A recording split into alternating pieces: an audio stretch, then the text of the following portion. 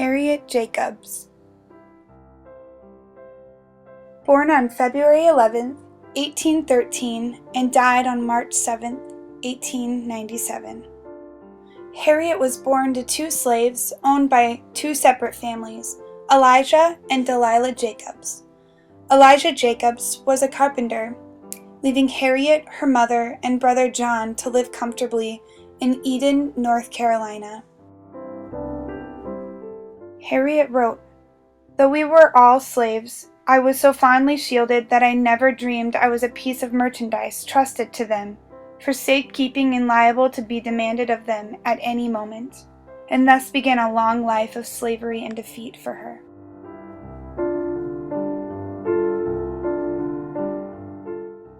At a very young age, Harriet's mother Delilah died when Harriet was just 11 years old. She was forced to live with her mother's mistress, Margaret Horniblow. Unlike many other slaves, Harriet began to read, write, and sew. She stayed with this woman until Margaret's death in 1825. After Margaret's death, John and Harriet were passed along to a physician named Dr. James Norcom.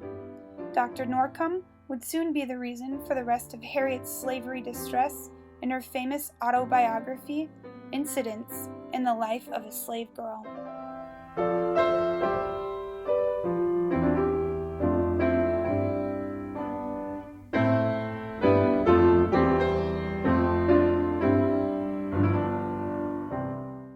While living on the Norcom plantation, the doctor began to whisper foul words to Harriet, leaving her very uncomfortable in her own home. As time passed by, Dr. Norcom became more and more friendly with Harriet, and his wife began to notice, causing concern for Harriet. Soon after, Dr. Norcom sent Harriet to a small college that he had built so he could be away together from the chaos and the family on the plantation. Harriet wrote, "For years my master had done his utmost to pollute my mind with foul images, and to destroy the pure principles inculcated by my grandmother and the good mistress of my childhood."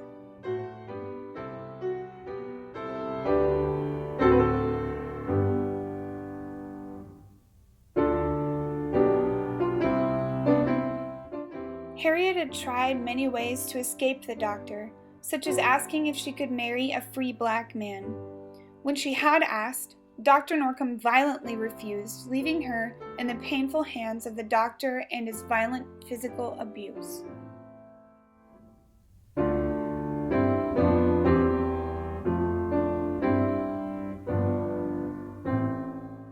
Harriet deviously plotted a plan to flee Dr. Norcom's harassment and the guilt he had put upon her. She became friends with an unmarried white man, who was a lawyer just across the way from the plantation. Harriet was impregnated by the lawyer, and Norcom was still persistently physical toward her. Harassment from Norcom still continued even after she bore yet another child from the lawyer.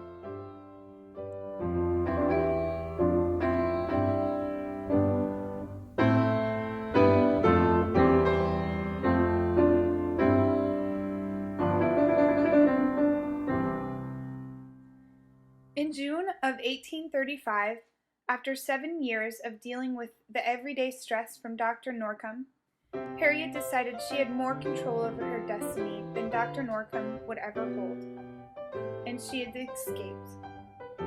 Harriet stayed with both black and white neighbors along the way, and finally moved into a crawl space that her grandmother and uncle prepared for her. This space was 9 feet long, 7 feet wide, and had a sunken ceiling only 3 feet tall.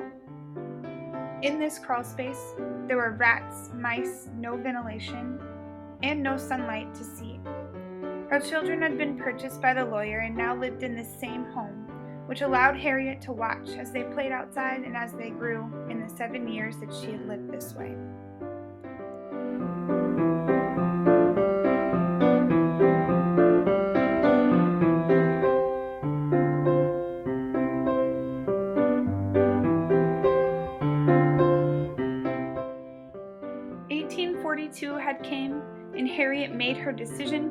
compete for absolute freedom. She sailed to Philadelphia and from there to New York, where her brother John stayed after he had escaped.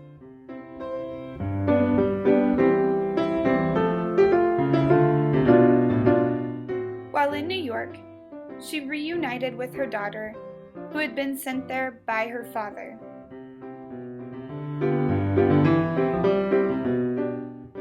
Harriet became involved with the abolitionists associated to Frederick Douglass' paper, the North Star.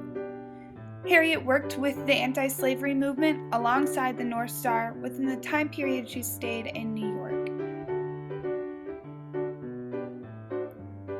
If you want to be fully convinced of the abominations of slavery, go on a southern plantation and call yourself a Negro trader, and then there will be no concealment, and you will see and hear things that will seem to you as impossible among human beings with immortal souls. After a few years had passed, Harriet decided to flee to Massachusetts to avoid Dr. Norcom, and became free after a close friend had purchased her. Harriet lived a very distressed life. Her accounts were overlooked by many, and soon her very close friend Amy Post convinced her to publish an autobiography of her accounts as an abused slave woman. This topic was one that had never been touched before, and in 1861, Harriet decided to self-publish an autobiography, Incidents in the Life of a Slave Girl.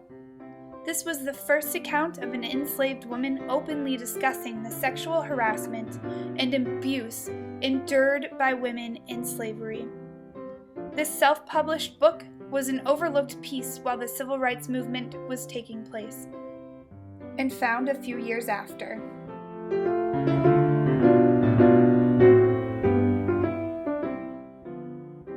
I had not lived 14 years in slavery for nothing. I had felt, seen, and heard enough to read the characters and question the motives of those around me.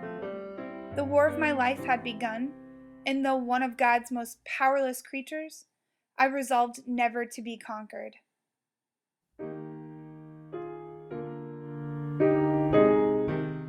Harriet writes such strong words that make you think and boggle your mind about slavery in general.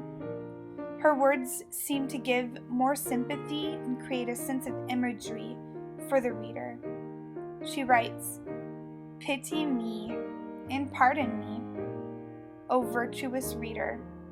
You never knew what it is to be a slave, to be entirely unprotected by law or custom, to have the laws reduce you to the condition of a chattel, entirely subject to the will of another."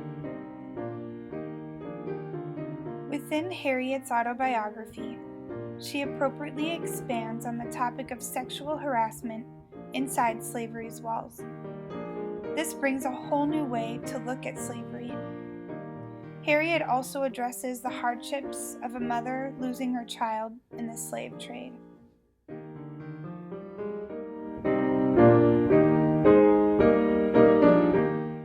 Harriet spent the rest of her life speaking against slavery and sharing about her time on Dr. Norcom's plantation, the life after his pursuits, and sharing her heart for women in slavery.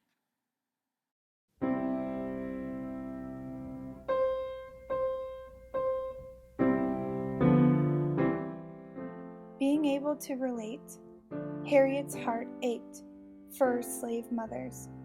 She writes, "But to the slave mother, New Year's Day comes laden with peculiar sorrows.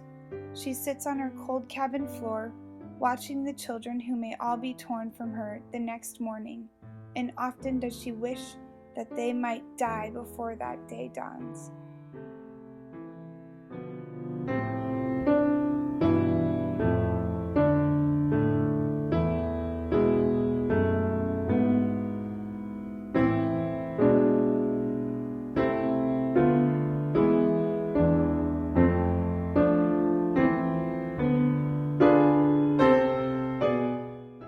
Harriet and her daughter Louisa established a school for freedom in 1863, located in Alexandria.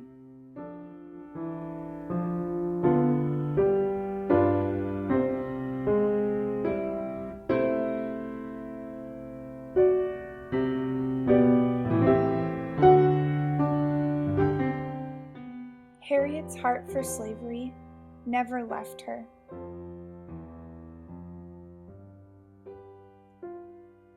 She spent the rest of her life pouring out and bringing freedom to enslaved people among the nations.